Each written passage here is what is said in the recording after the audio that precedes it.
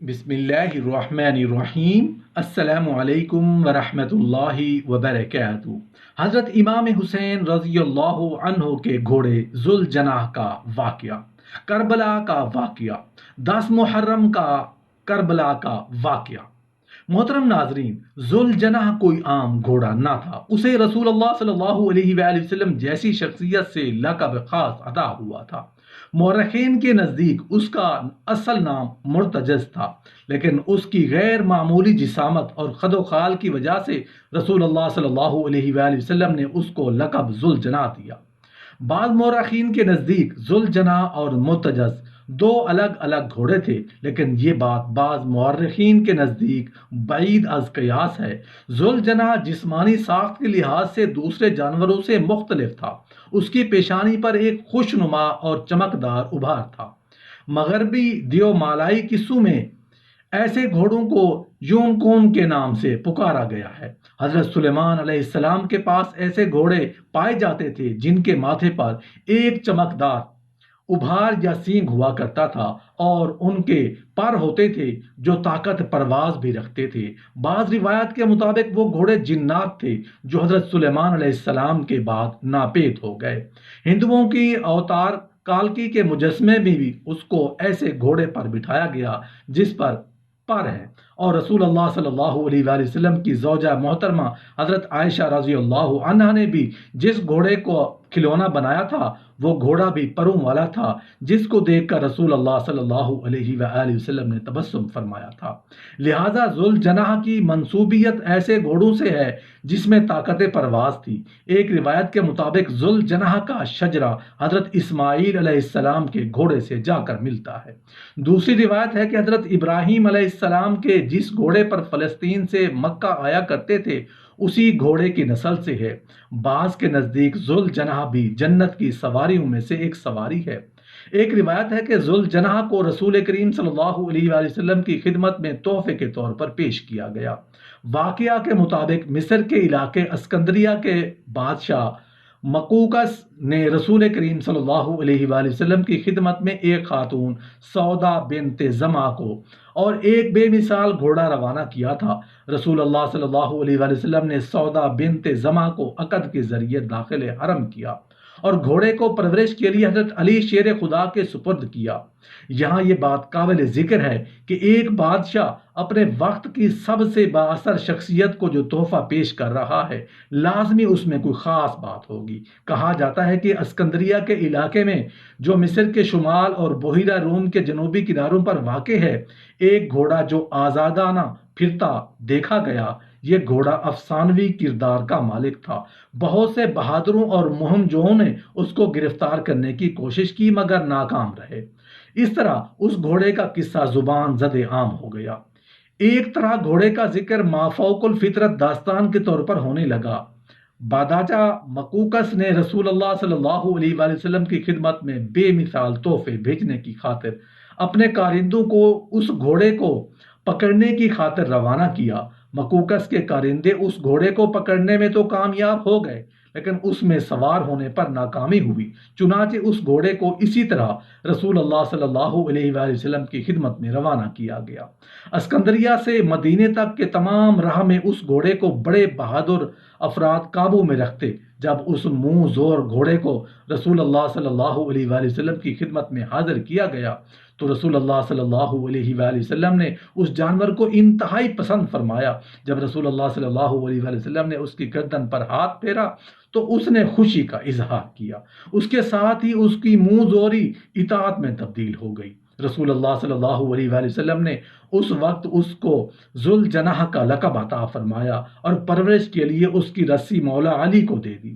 اس طرح یہ ان کے ساتھ ایسے چل پڑا جیسے صدیوں سے منزل کی تلاش میں بھٹکنے والے مسافر کی روح کو منزل پا لینے کے بعد قرار آ گیا ہو۔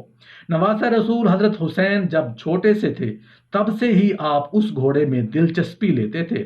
ایک شہزادہ حسین اپنے نانا حضرت محمد صلی اللہ علیہ وآلہ وسلم کے پاس گئے تو رسول اللہ صلی اللہ علیہ وآلہ وسلم اپنے صحابہ کرام کے ساتھ گھوڑے کے پاس ہی کھڑے تھے۔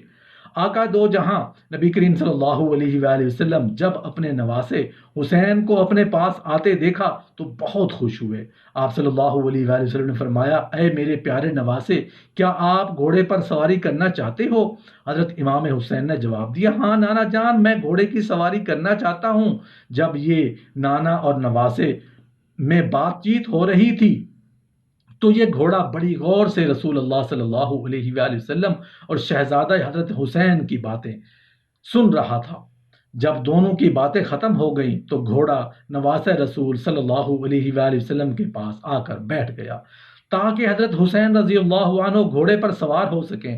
نبی کریم صلی اللہ علیہ وآلہ وسلم نے فرمایا کہ بیٹا، یہ وہی گھوڑا ہے جو میدان کربلا میں تمہاری سواری اور مددگار ہوگا۔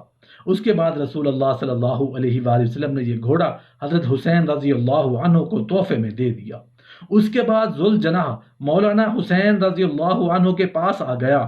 میدان کربلا میں مولا حسین رضی اللہ عنہ پر مشکل وقت آنے پر یزیدی لوگ بھی ذوالجناح پا کر فکر کرنے لگے۔ کربلا کے میدان میں ذوالجناح کو پانی پینے کا کافی بار موقع ملا، لیکن ذوالجناح نے پانی نہ پیا۔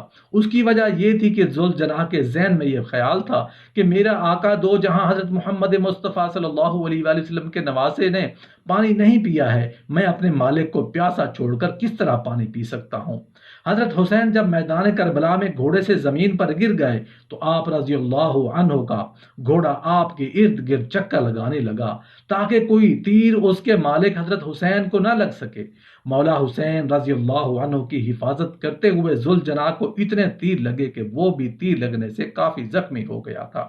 روایات میں آتا ہے کہ مولا حسین رضی اللہ عنہ کے گھوڑے نے 60 سے زیادہ یزیدیوں کو قتل کر دیا تھا۔ جب بدبختوں نے حضرت حسین کو شہید کر دیا تو گھوڑے نے اپنی پیشانی حضرت حسین رضی اللہ عنہ کے جسم کے ساتھ لگائی، پھر گھوڑے نے اپنے آپ کو حضرت حسین رضی اللہ عنہ کے خون سے تر کیا اور اپنے اگلے پاؤں اٹھا کر زمین پر ایسے مارے کہ سارے میدان میں ایسی گونج اٹھی جس سے ساری یزیدی فوج گھوڑے کی طرف متوجہ ہوئی۔ جب سپہ سالار عمر بن سعد کی نظر گھوڑے پر پڑی تو اس کے دل میں فوری لالچ آ گیا کہ اس بہترین گھوڑے کو میں رکھوں گا۔ چنانچہ اس نے فوج کو ایک بڑی ٹکڑی کو حکم دیا کہ اس گھوڑے کو پکڑ کر میرے پاس لاؤ۔ جب فوجی ذوالجناح کو پکڑنے کے لیے گئے تو گھوڑے نے بڑی زور زور سے زمین پر پاؤں مارنا شروع کر دیے۔ یزیدی فوجیوں کو اپنے پاس نہ آنے دیا، وہ بھی گھوڑے کو چھوڑ کر بھاگ نکلے۔ یہ دیکھ کر عمر بن سعد نے کہا کہ گھوڑے کو اپنے حال پر ہی چھوڑ دیا جائے۔ پھر وہ گھوڑا حضرت امام حسین رضی اللہ عنہ کے پاس آ کر آنسو بہانے لگا۔ حضرت امام بحیقی سے روایت ہے کہ ایک شخص آپ کے پاس آیا اور آ کر کربلا میں موجود حضرت امام حسین کے گھوڑا کہا کہ امام حسین کا گھوڑا کدھر تھا؟ آپ نے فرمایا کہ ابن سعد گھوڑے کو اپنے ساتھ لے کر جانا چاہتا تھا کیونکہ اس گھوڑے پر نبی کریم صلی اللہ علیہ وآلہ وسلم نے سواری کی تھی، لیکن وہ گھوڑا حضرت حسین کی شہادت کے بعد کسی کے ہاتھ بھی نہیں لگا تھا۔ گھوڑے نے اپنے آپ کو نہر فرات کے حوالے کر دیا کیونکہ وہ ایسا گھوڑا تھا کہ جس پر امام حسین رضی اللہ عنہ کے بعد کوئی بھی سواری نہ کر سکتا تھا۔ زخموں سے چور، آنکھوں میں آنسو لیے گھوڑا نہر فرات میں گرا اور دیکھتے ہی دیکھتے ابن سعد کے سامنے سے گھوڑا غائب ہو گیا۔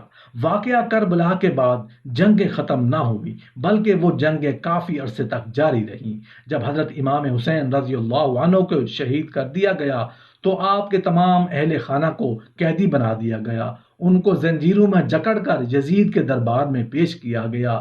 یزید کے بیٹے نے اپنے باپ کے تخت پر تھوکا اور کہا کہ میں لعنت بھیجتا ہوں اس تخت پر جو اہل بیت کے خون سے رنگا ہے۔ شمر اسلامی تاریخ کا وہ بدترین انسان ہے جس کے بارے میں خود نبی پاک صلی اللہ علیہ وآلہ وسلم نے فرمایا تھا کہ کالا سیاہ کتا میری اولاد کا خون پیے گا۔ 9 محرم 61 ہجری کو شمر اپنی 4000 فوج لے کر کربلا پہنچا۔